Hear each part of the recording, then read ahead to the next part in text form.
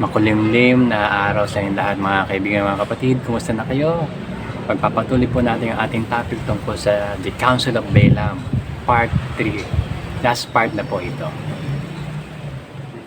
Review muna tayo. Sa Part 1, napag-usapan natin si Balaam doon sa chapter 22 ng Book of Numbers. At na-emphasize ko doon sa verse 22 yung sinabi ng Panginoon na, "And God's anger was kindled because he went." Nagalit ang Panginoong Diyos sa kanya na pinayagan naman niya. And then, last week sa part 2 ay pinag-usapan natin yung transformation ni Balaam bilang propeta ng Diyos na naging soothsayer o naging mangkukulam. Na sinasabi dito sa Joshua chapter 13 verse 22. Balaam also the son of Peor the soothsayer did the children of Israel slay with the sword among them that were slain by them. Naka-highlight yan, soothsayer, ang ibig sabihin divination. He practiced divination or witchcraft. Basahin ulit natin yung Numbers chapter 31 verse 16 kung saan ko kinuha yung ating title, The Council of Balaam. "Behold, this caused the children of Israel through the counsel of Balaam to commit trespass against the Lord in the matter of Peor, and there was a plague among the congregation of the Lord." Itong Council of Balaam Part 3, ito na po yung last part. Dito sa Part 3 ay pag-uusapan natin, magkakaroon tayo ng evaluation tungkol kay Balaam. Meron ditong 3 katanungan o higit pa na sasagutin natin. Kung si Balaam ba ay ligtas o hindi. Kung si Balaam ba ay anak ng Diyos o alipin ng Diablo. O kung siya ba ay apostate o hindi. Okay? Maraming pong salamat sa mga kapatiran, kaibigan, mga kamag-anak na walang sawa at patuloy na nagre-react, nag-heart, nagla-like ng aking mga videos sa Facebook at saka sa YouTube. Kung di pa kayo subscribe sa YouTube, sana makapag-subscribe kayo at click yung notification bell. Maraming salamat. Pag-usapan muna natin kung si Balaam ba ay saved or not saved. Okay? Pero doon sa mga kaibigan natin, sana tanungin mo rin yung sarili mo kung ikaw ba ay saved o hindi. Kung hindi ka saved, hindi mo maunawaan yung aking papaliwanag tungkol sa mga ligtas o tungkol dun sa kaligtasan. Dapat maligtas ka muna. Ang isang ligtas ay yung mga anak ng Diyos na merong kasiguruhan ng kalangitan. Ang tanong kapag ikaw ba ay namatay, tatanggapin ba ng Panginoong Diyos yung kaluluwa mo sa langit? Kung hindi mo yan masagot ng direktang oo, kung hindi ka sigurado, hindi ka ligtas.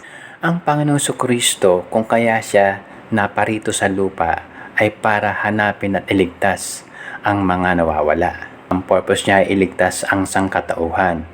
Ang paraan para ang isang tao ay maligtas, ay kinakailangan niyang sumampalataya sa ginawa ni Kristo doon sa krus ng Kalbaryo. Kinakailangan ng isang tao na magsisi ng kanyang kasalanan kasi dahil si Kristo ay namatay para sa ating kasalanan, binayaran niya ang ating kasalanan. Okay? Kinakailangan mo aminin mo na makasalanan ka, pagsisihan mo yung kasalanan mo at tanggapin mo si Kristo sa puso mo bilang Panginoong tagapagligtas. At tumawag ka sa Kanya, manalangin ka, kasi ang sabi ng Bible dun sa Romans 10:13, "For whosoever shall call upon the name of the Lord shall be saved." Yung pangalawang tanong si Balaam ba ay anak ng Diyos o alipin ng Diablo? Okay? Nabanggit ko na yung isang saved, siya yung naging anak ng Diyos. Okay? Yung mga saved, yung sinasabi sa John chapter 1 verse 12, "But as many as received Him, to them He gave power to become the sons of God, even to them that believe on His name." Yung mga taong sumampalataya kay Kristo, sila yung nagiging anak ng Diyos na nagkaroon ng kaligtasan. Hindi lahat ng word na sons o yung praise na sons of God, ibig sabihin ligtas na. Okay? Meron ditong word na sons of God sa Old Testament, sa Genesis chapter 6 verse 4. Iba naman ang meaning nito. Ito ay pag-uusapan natin siguro sa next week. Yung pangatlong tanong ay, is he an apostate or not? Okay? Kung si Balaam ba ay apostate? So, ang sagot dito ay yes. Ano ba ang ibig sabihin ng apostate o yung apostasy? Ito ang meaning ng apostasy. Ang sabi diyan, abandonment or renunciation of a religious or political belief. Ang sabi dito sa 2 Thessalonians chapter 2 verse 3, yung verse sa ibaba, let no man deceive you by any means, for that day shall not come except there come a falling away first. Highlight yan yung word na falling away. Nasa Greek word, isang word lang to na ang sabi ay apostasia. Dito nang galing yung word na apostasy o yung apostate. So, yung abandonment o renunciation na iniiwan mo o tinatalikuran mo na yung dati mong paniniwala. Ito ay both religious and political belief. Okay? Iba pa yung faith na tinutukoy sa Bible. Iba yung faith sa Bible in relation to religious belief or political belief. Sa politika, ito yung common din na nagpapalit ng party na dati kakampi siya, lumipat siya dun sa kabilang party na common din na yung mga party kalaban yan, di ba? Pero hindi naman lahat. I-focus ko ulit yung verse ng yung Joshua chapter 13 verse 22. Kasi dito sinabi ni Joshua na si Balaam ay soothsayer. So dito, ito yung isang halimbawa ng apostasy sa character ni Balaam. Kasi si Balaam ay prophet of God, totoong prophet of God. Pero later on, naging soothsayer. From being prophet of God, nagkaroon ng transformation at naging soothsayer siya. Okay? Nagpa-practice na siya ng witchcraft, which pinagbabawal ng Diyos at pinaparusahan ng kamatayan yung mga nagpa-practice ng witchcraft. Bakit naging soothsayer si Balaam, nagpa-practice ng divination? Kasi yung mga bumisita sa kanyang messengers dun sa book of Numbers chapter 22 verse 7, yung sinasabi with the rewards of divination, grupo yun, naengganyo siya doon na siya ay sumali doon kasi naengganyo siya dun sa katangian, okay, na pinapractice nilang witchcraft. Another question tungkol kay Balaam na bakit hinayaan ng Diyos na magkagayon si Balaam from better to worse, na dati inalaw pa niya na mag-prophesy, okay, tungkol sa bayang Israel. Yung buong chapter 23 and chapter 24 ng book of Numbers, puro mga prophecy yun na inalaw ng Diyos na sabihin ni Balaam. Ako personally, hindi ko masyadong maunawaan yon. Pero may iba bang pangyayari dito sa Biblia na halimbawa yung si Elijah na ginamit ng Diyos para pakainin si Elijah. Yung mga raven, yung mga uwak, pwede naman yung ibang ibon na hindi itim pero uwak pa yung ginamit. Kasi ang simbolo ng raven masama di ba? Evil, pero ginamit ng Diyos. Dito naman tayo sa New Testament, yung halimbawa ng apostasy and apostate. Kung sa Old Testament merong Balaam, sa New Testament merong Judas Iscariot. Kung si Balaam ay isang propeta, okay, si Judas naman ay isa sa mga 12 apostol ng Panginoon Jesucristo na kasama ng Panginoon sa ministry. Okay? Narinig ang Panginoon nagtuturo, nagpipreach, nagpapagaling ng mga may sakit. Nakikita niya yung mga miracles ng Panginoon Jesucristo. Pero later on, pinagkanlo siya. Kung kaya na-arrest ang Panginoon doon sa Garden of Gethsemane. Yung isang apostate ay hindi saved. Yung isang apostate ay hindi anak ng Diyos. Dito, sinasabi sa John chapter 6 verse 70 to 71 tungkol kay Judas Iscariot. Ang sabi, and Jesus answered them, have not I chosen you 12, and one of you is a devil? He spake of Judas Iscariot. kung devil siya, hindi siya anak ng Diyos. Okay? So, kung hindi siya anak ng Diyos, hindi siya saved. Okay? Hindi saved si Judas Iscariot. Kasi ang common na idea dito na kapag nakikita o na nasasaksihan ng mga tao na ito malapit to sa Diyos, siguro talagang ligtas to kasi kausap niya ang Diyos.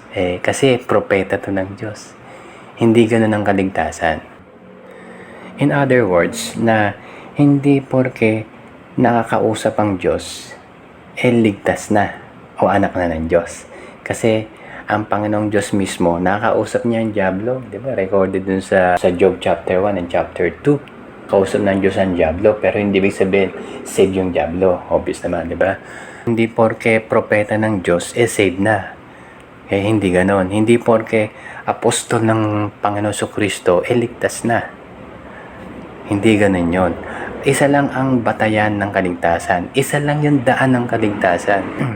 Yung sinasabi sa John chapter 14, verse 6, sabi ng Panginoon Kristo, I am the way, the truth, and the life.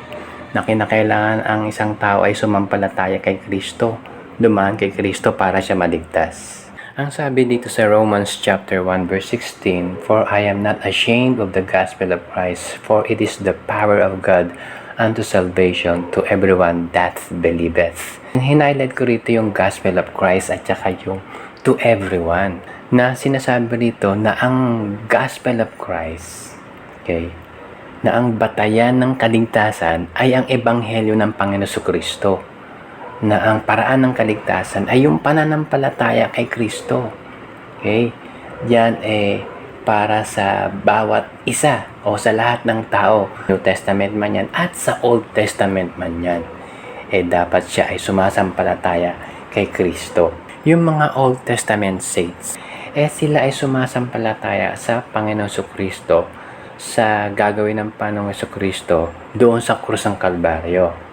Kasi sa kanila, future pa yung gagawing sakripisyo ng Panginoong Jesus. Halimbawa nito ay si Abraham, yung sinasabi sa John chapter 8 verse 56. Ang senaryo dito kausap ng mga pariseyo, ang Panginoong Kristo, yung sinasabi nitong yung mga pariseyo yon na sinasabi nila na galing kami kay Abraham, kaya kami anak ng Diyos. Yun.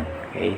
Ang sabi rito, Your father Abraham rejoiced to see my day, and he saw it and was glad. Kung tayo mga anak ng Diyos, sumasampalataya sa ginawa ni Kristo, yung ating faith ay tumitingin backward sa krus ng Kalbaryo. Ang mga Old Testament saints naman, sila ay tumitingin forward doon sa gagawin ni Kristo sa krus ng Kalbaryo. Okay? Yung faith nila is looking forward. Tayo naman, sa panahon natin ngayon, yung mga Kristiyano ngayon, looking backward to what Jesus Christ done on the cross of Calvary. Ang nakakalungkot lamang, nagprophesy si Balaam, pero hindi siya talagang totoong pananampalataya sa Panginoon Kristo. Kasi yan lang ang tanging paraan ng kaligtasan, yung pananampalataya sa Panginoon Kristo. Doon sa mga kaibigan natin dyan na hindi pa kilala si Kristo bilang Panginoong tagapagligtas, dapat sumampalataya ka sa Kanya.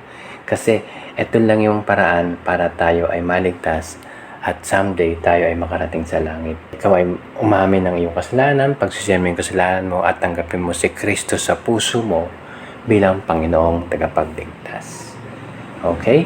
Maraming salamat po sa inyong pagsubaybay. Hanggang sa muli sa panibagong topic nating pag-uusapan, pagpalain tayo ng ating Panginoon.